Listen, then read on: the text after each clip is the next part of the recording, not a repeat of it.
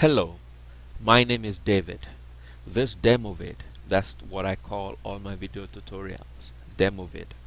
This one is focused on Cisco network administrators who would like to use TFTPD32, a freeware by the way, to backup and restore their iOS software or configurations on their routers and switches. Let's get started. Take a note of the URL that I have on the screen. You can pause the video to write it down and download your copy if you don't already have one.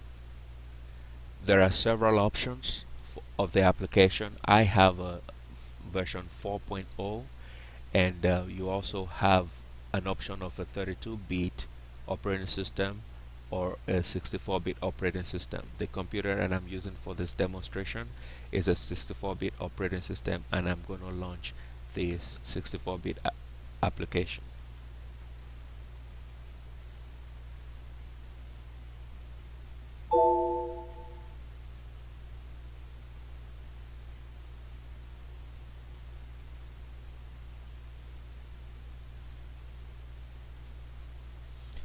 That is done.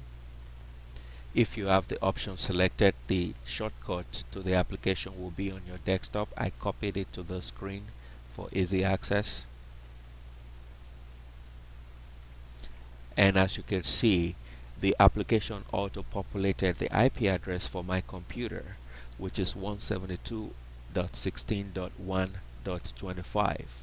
By default, the application will also make the program files /tftpd32 as its root folder. If you have a 32-bit OS, that will say tftpd32 right there.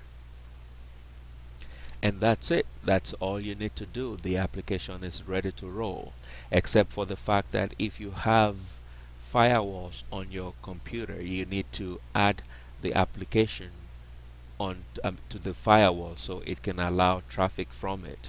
Some firewalls also require you to specify the protocol, or from whatever IP address you want to allow traffic from or to. I just used this computer to go through the steps to install the TFTPD application. I have one already running on my server, and I'm going to switch the computer screen to that server so we can continue from there. Yes, I'm on my server right now, and on the screen you can see that my current directory is d:/cisco/config and device using TFTP transmission. I should also note here, by default I use SecureCRT.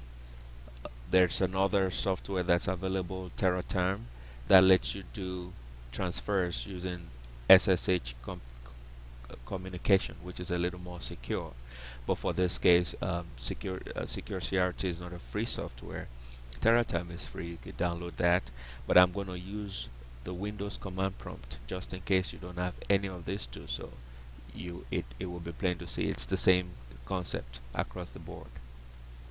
I will launch command prompt by holding my Windows key and press R. That will launch run window. CMD is already auto-populated. I just click OK. Then I will telnet into my switch. Telnet, the IP address 172.16.1.230, and I'm in my switch. I'm going to enter my password.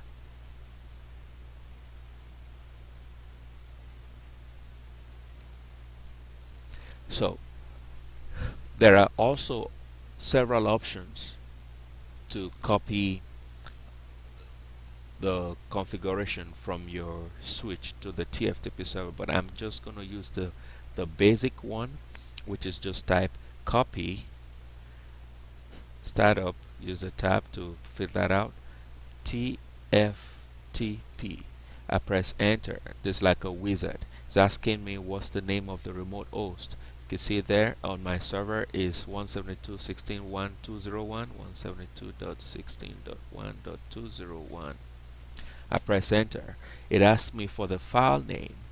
You could type any name that you want, but the the switch will try to use this address showing here, sw0, I mean the file name showing sw0.ml. That's my switch host name. We just append a dash config at the front of it. I'm going to leave that as default. It's kind of intuitive.